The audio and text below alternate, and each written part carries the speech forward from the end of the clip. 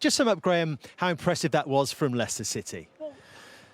You know, I think you said they were holding on, or they were, weathered the storm. They didn't have a storm to weather. I thought, yeah, they conceded a lot of ground to them, but they always looked comfortable when they were defending. Defended on that back line, didn't they, on the 18-yard box in that first half? City had 5 shots on target in the whole 90 minutes. That's not a British Schmeichel. This is Man City we're talking about, who normally pepper the opposition goal with shots and headers. Schmeichel, I can't remember making a save. It was a wonder goal by Mahrez. But early part of the game, you're going to have to give up ground to this City team. So you sit back and you remain organised. And I thought they did that brilliantly well.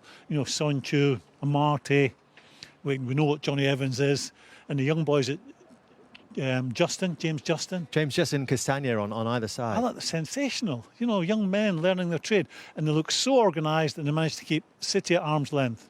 And then, as Jamie Vardy said, once they break that first press and you get at them, you've got a real chance of hurting them, and that's how it panned out.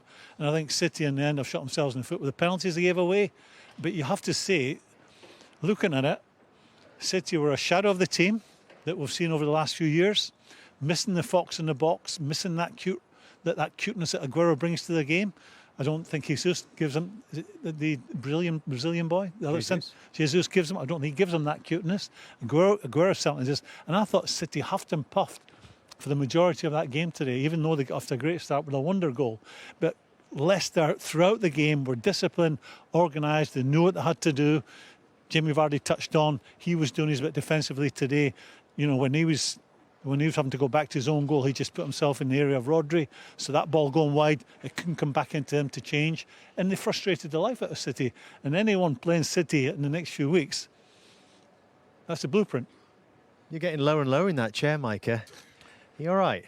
Yeah, I'm low. I'm real low, to be honest. But Man City, for me, have just become a possession-based team.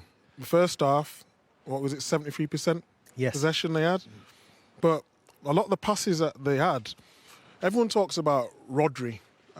For me, his pass completion is very good. But a lot of the balls that he plays are just 5 yards in front, to the side, getting a lot of possession, but it's not hurting him.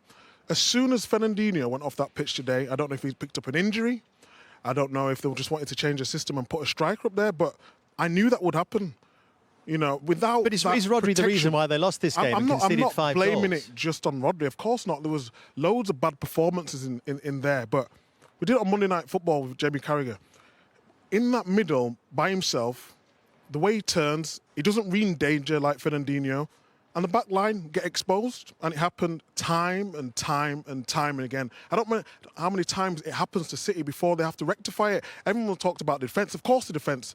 There's a shambles today, from being totally honest. To concede 5 goals here, it really is embarrassing. But it's more to it than that. In that midfield area, they're too easy to play against. They're weak, too weak.